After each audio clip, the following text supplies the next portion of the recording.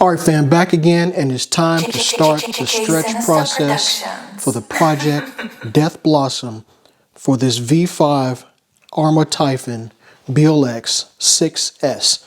So this is how she looks now. She won't look this way much longer.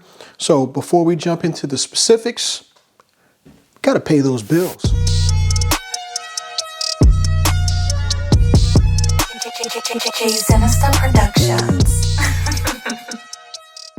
All right, fam, thanks for coming back. Thanks for sticking with J Sinners Productions. Thanks to all my new, current, and previous subscribers. Really appreciate each and every one of you because you've taken the time out of your busy schedule to check out J Sinners Productions. There are a lot of topics out there that have been covered by a lot of different channels. We're covering them in our way, and again, we appreciate you for checking us out and giving us some of your time. To our previous and most current giveaway winner, Ant907. Yo, your item, that Sky RC GSM 015 GPS speed meter, it's in the mail to you. You should have it before the week's end. Congratulations to you, my brother. I really appreciate you commenting and entering in the contest. And for everyone else who didn't win, hey, another contest is coming up soon. So be sure to check out the channel, hit that notification bell so you know when those videos are posted so you can get your chance to get in to win. So the beef of today's video, of course, we're stretching out this V5 Typhon onto the Kraton body. This is also a V5 Kraton chassis, not body, Kraton chassis. I've listed all the parts that I'm going to use in the previous video. I'll link a card up. If you haven't seen that video, I advise you to go back and check it out just in case you want to get a list of parts and you can see them in depth that's going to be used for this stretch, but I'm also going to have those listed in the description below. Also, the only parts that I did not show in the first video, I picked up this carbon fiber wing right here for the Typhon from RC Racing Innovations right here. I'll link a link up to them in the bottom. And also I have some dress-up parts that they recommend if you purchase this carbon fiber wing from G-Made Racing that I have on the bottom. It's these red servo mounts, I believe. They're used for servo, but they give the wing a nice, cool look. And I also have some more parts coming to attach the wing to the rear wing mount. That kind of gives it a little cool dress-up look. All right, fam, we're at the end of the semi-finished Death Blossom Typhon 6S BLX stretch. The build was very simple. Everything is pretty much one-to-one. You will not make a mistake. Make sure you take photos of your entire layout before you start because that'll help you. That helped me out of a jam. I'm not even going to lie because without the photo, I think I would have messed up big time, but it's a one-for-one swap with pretty much everything. Really simple. My footage turned out pretty bad because I looked at it before I filmed this portion of the build and I cannot show you some terrible footage. So instead what I'm going to do is gloss over some of the things I did, lay some pictures in and maybe some B-roll footage to show you areas that you may want to look out for or pay attention to. But again, this is a one-for-one simple build. So now I need to clarify some bad information I provided on the previous video when I was running down some of the parts that you would need to complete this stretch. Now, in the previous video, I stated that you would need the aluminum front chassis brace for the Kraton from Hot Racing, if you chose Hot Racing, and that part number was Alpha Omega November 28 Charlie 01.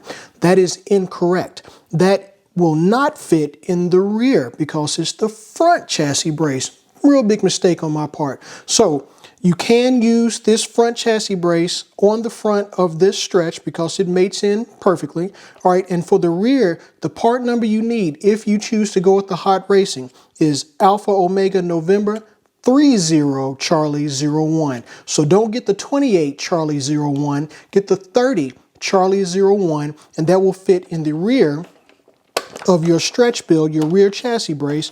It'll mate up just fine. And I'll show you now that right now I do not have a chassis brace in the rear. That's fine. You can do this build without it. I wouldn't suggest that you run it any length of time without it, but you should be fine. So back here is where the chassis brace would be. It's just got the rear 135 millimeter dog bone that you do need from the Kraton for this build. So what you do is you take the rear dog bone that comes stock with your Typhon, that moves to the front. The front that comes stock, you put that to the side and then you take your 135 millimeter dog bone for the Kraton and slap that in the rear. And up front, you can see here, kind of, that is that 28 Charlie 01 front chassis brace for the Kraton from Hot Racing that I installed.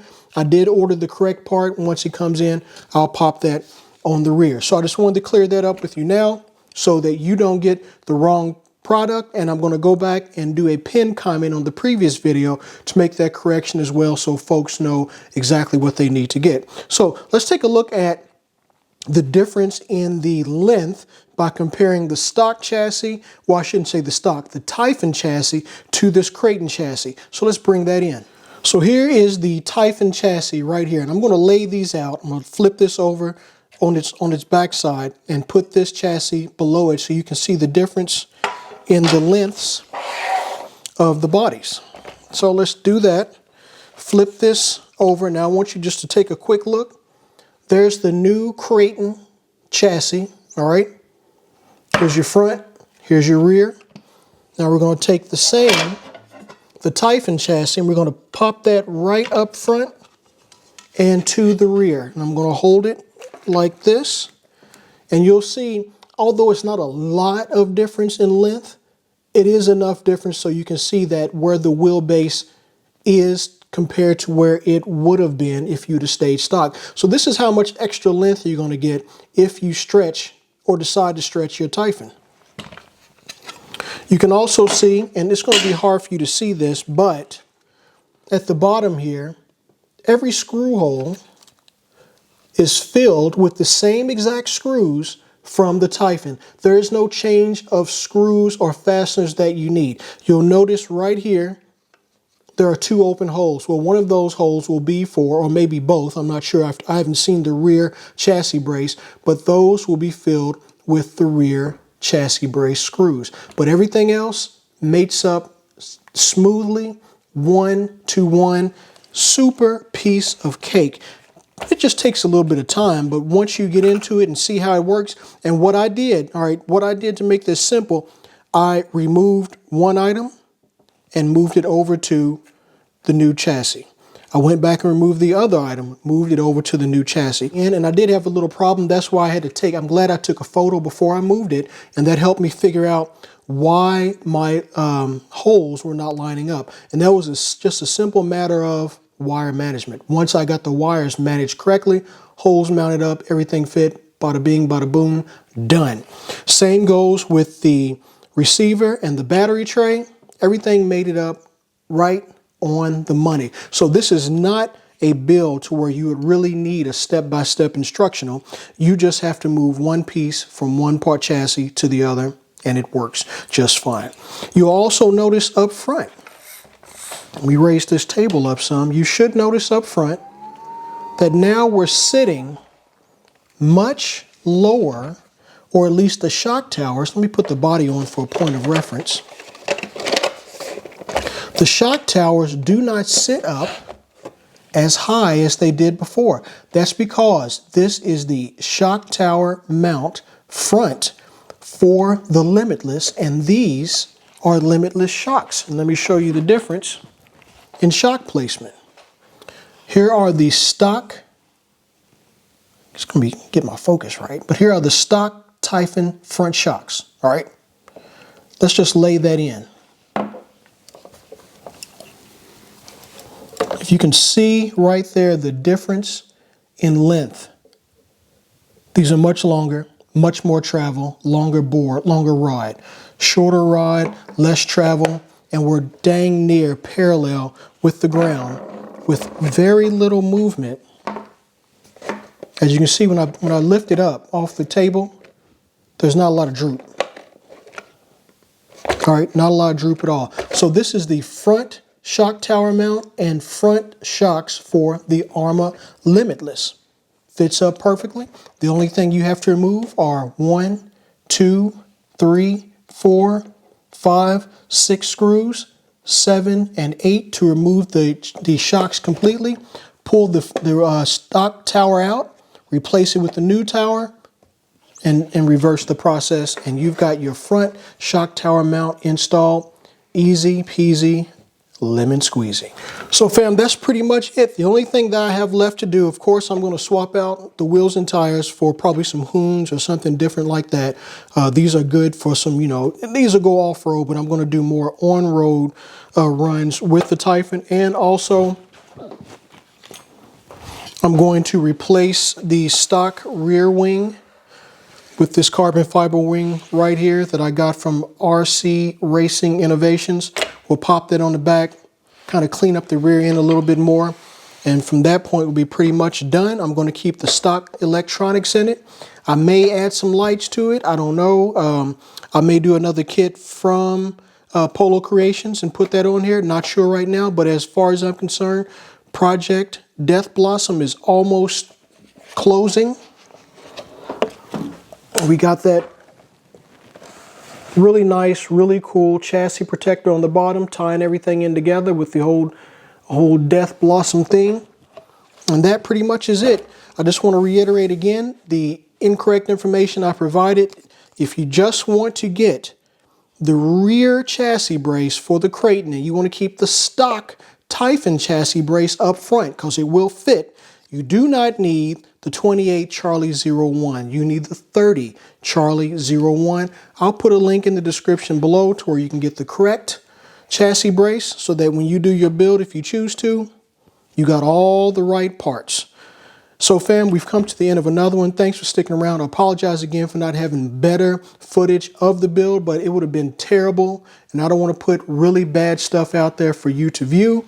That's not why you trust in and come by and check out J Sinister Productions. So as always, fam, thanks for coming by. Oh, and for our most recent winner, Ant907. Ant, if you're checking out this video, your items are in the mail. You should receive them by the end of this week. And stay tuned, everyone. Everyone stay tuned. I have another giveaway that I'll be starting in probably 2 or 3 weeks, if that. And trust me, you don't want to miss out on it. Not at all. Look forward to some videos of a few runs with the Typhon once I get the new wheels and tires on. Also look forward to some runs with the Mojave, which I haven't done yet. Also the Infraction, I need to get some new wheels and tires because I burnt those jokers out on the first run. And if you check my Instagram page, you'll know that I have a new addition to the family. It's still sitting over in the box, and I'll do an unboxing probably before the week's out, if not next week, over that new vehicle. So as always, fam, thanks a lot. I am Jay of J Sinister Productions, exiting stage left.